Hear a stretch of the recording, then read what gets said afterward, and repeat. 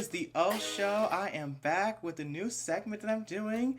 I am doing a video podcast. We are talking all things volleyball. We're talking about women's volleyball. We're talking about men's volleyball. We're talking about beach volleyball. And we're just talking all things volleyball on this segment. And I am really excited to come back and do some things and share what I'm passionate about. Today, we're going to talk about women's volleyball, and the rankings are back. They're here, and we're having a spring season. And let's get into it with our first segment called Omari's Thoughts.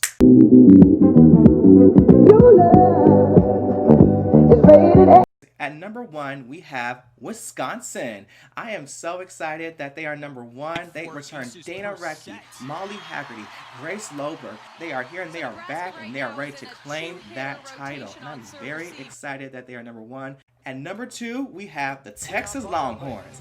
They had a 14-0 record this fall, and I am very happy that they are number 2. Hopefully, they don't choke like they did last season against Louisville. No shade, but I know my friends are talking about, well, they choked. Well, this season, hopefully, they get that national title. They return Logan Eggleston, Asia O'Neal, Breon Butler, and Skylar Fields, the Fearsome Four, and I am happy for them. And they got Morgan O'Brien as their libero.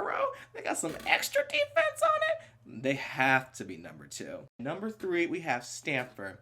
Now, this is where I have to think to myself. I had to really think, should they be number 3? And you know what? Sure. They did just win a national championship, so we can give them number 3. We have to acknowledge that they lost a great senior class, probably one of the best senior classes of our time. And now this year is going to be, I don't want to say a building year, but it's going to be what's next. So I'm really excited to see what in the heck are they going to do. So we'll see if they can put something together. I don't know. Now, at number 4, we have Kentucky. Kentucky was a perfect 8-0 in the fall season, and they have to do another spring season. So I'm really excited. Kentucky is someone that I think that team definitely has the most depth. He can put anyone from the bench onto the floor and they can perform. And I'm really excited. And they have one of the top freshman recruit classes in 2020. So I'm very excited for Kentucky. Hopefully they can stick it out and stay perfect. But we'll see when they verse Florida. That's what I'm really hoping for to see. Because my thing is, can they respond when it's a 5-set match? I just want to see, can they respond and push through? They have Madison Lilly, Gabby Curry, and Avery Skinner.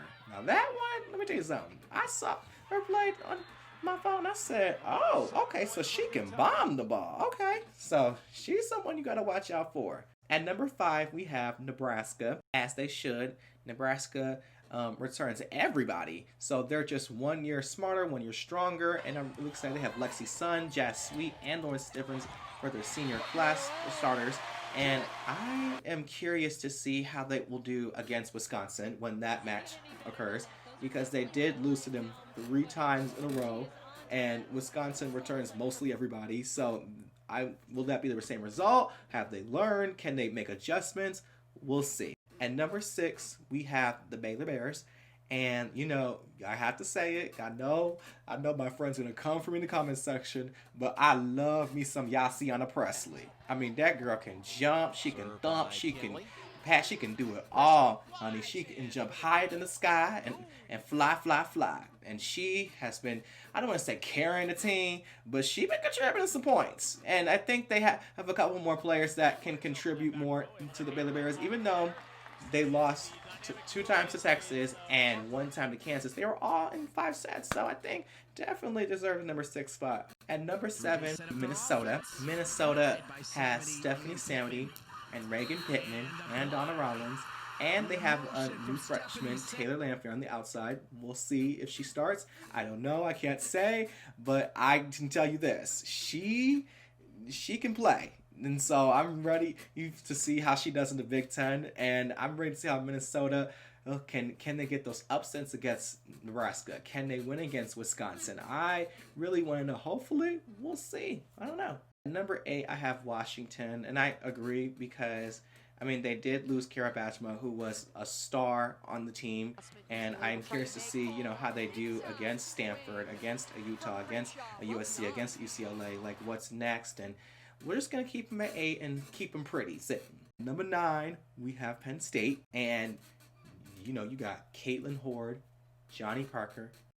They just have an awesome junior class, Gabby Blossom, and I really am curious is to see, can they also get upsets just like Minnesota? They're not young anymore, so they don't have that excuse of they're young. They have a year more experience, but I really want to see, can they win those big matches, or are they just gonna, stay in the background for this season?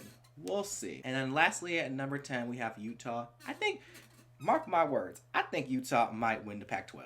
I really do. I think they have the talent, they have the drive, they have the depth, and they were the only team to take 2 sets away from Stanford in the postseason last year. So I definitely think that Utah deserves the number 10 spot, and I think it's only up from there. So mark my words. Our next segment is upcoming games. So let's check out to see what games we have.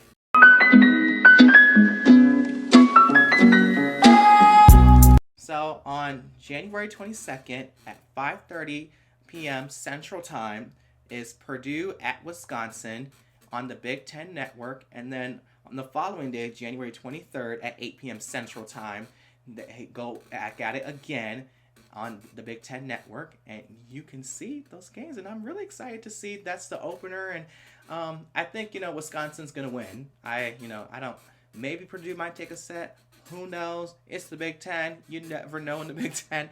But I'd say Wisconsin takes it probably 3-0. That's my prediction. Child, that's it for the O Show. Tune in next week to see what happens. Who's going to get upset? Who's going to win?